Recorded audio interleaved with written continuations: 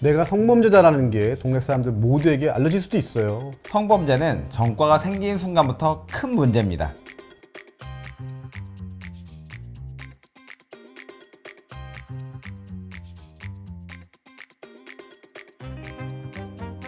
성범죄로 유죄 판결을 받게 된다면 보안 처분이라는 게 따라오는데요. 성범죄가 다시 발생하는 것을 막기 위해 교육이나 보호를 하는 건데요.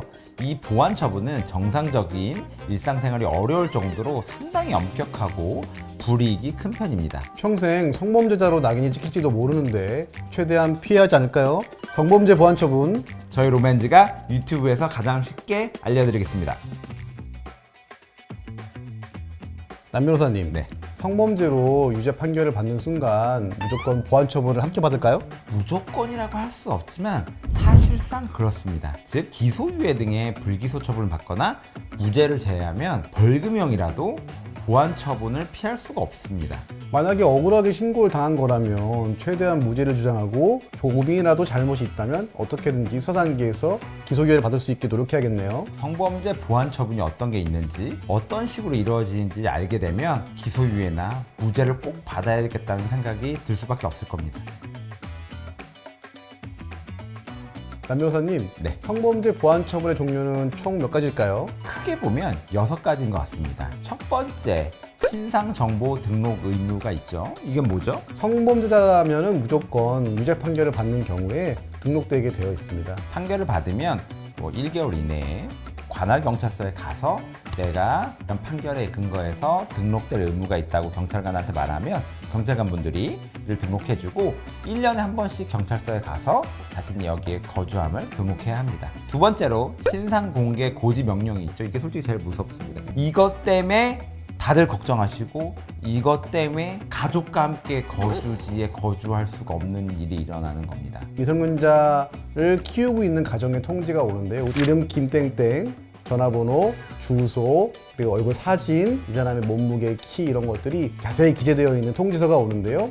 이 사람이 어떤 죄명으로 성범죄를 저질렀고 지금 어디 살고 있는지를 자세하게 알려주는 것들을 고지하게 되어 있습니다. 이거 엄청난 거죠? 네, 요즘에는 우편뿐만 아니라 카카오톡으로도 이렇게 톡으로 나옵니다. 우편물에는요, 그 사람의 얼굴이 모자이크 없이 그대로 나옵니다. 우리가 미드에서 보면 볼 수 있다시피 앞 얼굴, 옆 얼굴 이런 부분들이 세 방향에 통해서 다 공개가 됩니다. 가장 무서운 보안 처분이고요. 이것 때문에 선임하시는 경우도 많고 이것 때문에 재판을 항소하는 경우도 많이 있습니다. 그리고 기타 교육 이수 명령, 강의 듣는 겁니다. 그리고 아동 청소년 이런 유사 기관에 대한 취업 제한들. 이 부분이 생각보다는 큽니다. 왜냐하면 아동 청소년 기간이라는 게 굉장히 포괄적이고 이 명단 리스트가 실제로 쭉 있습니다. 의대생 이런 경우에는 취업 제한 기간 동안에는 의사가 될 수가 없습니다.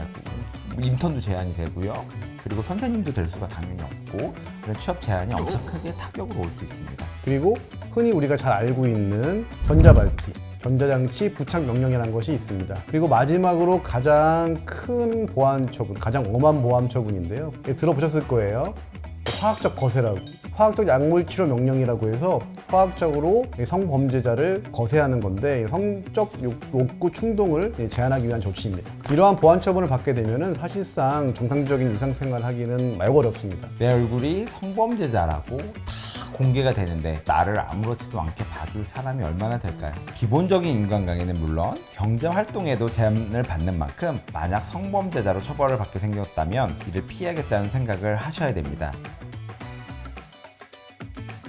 성범죄의 경우 피해자 진술 위주로 수사가 진행되기 때문에 가해자로 지목된 상황이라면 신고 사실이 진실이든 아니든 기본적으로 불리하게 돌아갈 수밖에 없습니다. 만약 억울하게 가해자로 지목을 당한 경우에는 정말 당할 수밖에 없을 것 같아요. 그런데 이 상황에서 내가 혼자 어떻게 하겠다고 무조건 아닙니다 무죄를 주장하거나 억울한 감정을 격하게 드러내 수사에 해를 끼친다면 오히려 악영향을 미칠 수 있습니다. 저희가 본 경우에는 수사관님이랑 막 싸우는 경우도 봤어요. 오해를 받아 혐의에 연루되었을 때는 형사 전문 변호사와 함께 무죄를 입증할 수 있는 자료들을 잘 준비하면 충분히 혐의를 벗어나서 처벌 대상에서 제외될 수 있어요. 반대로 성적 욕망을 이기지 못하고 타인에게 성범죄를 저지른 경우에는 처벌을 벗어나기에는 어려움이 있습니다. 이럴 때는 최대한 내가 잘못했음을 인정하고 또한 합의를 해서 가능한 선처를 받을 수 있도록 이끌어내는 게 중요합니다. 또한 간혹 물어보시는 분들이 있는데 성범죄 보완 처분은 성범죄에 해당하는 모든 제목에 붙을 수 있기 때문에 통매미라고 부르는 통신매체 이용 음란죄 또한 얼마든지 보완 처분을 받을 수 있습니다. 성범죄에 해당하는 죄목으로 수사를 받고 있다면 꼭 혼자 끙끙대지 마시고 하루빨리 변호사의 도움을 받아보세요. 오늘은 성범죄로 유죄 판결을 받으면 함께 받게 되는 무서운 보완 처분에 대해서 알아보았는데요. 성범죄나 성범죄 보완 처분에 관련된 하고 싶은 이야기 그리고 궁금증이 있다면 댓글 많이 남겨주세요. 저희는 지금까지 로맨지의 신혁권 변호사 남성진 변호사였고요. 영상 잘 보셨다면 구독과 좋아요 부탁드립니다. 감사합니다. 감사합니다.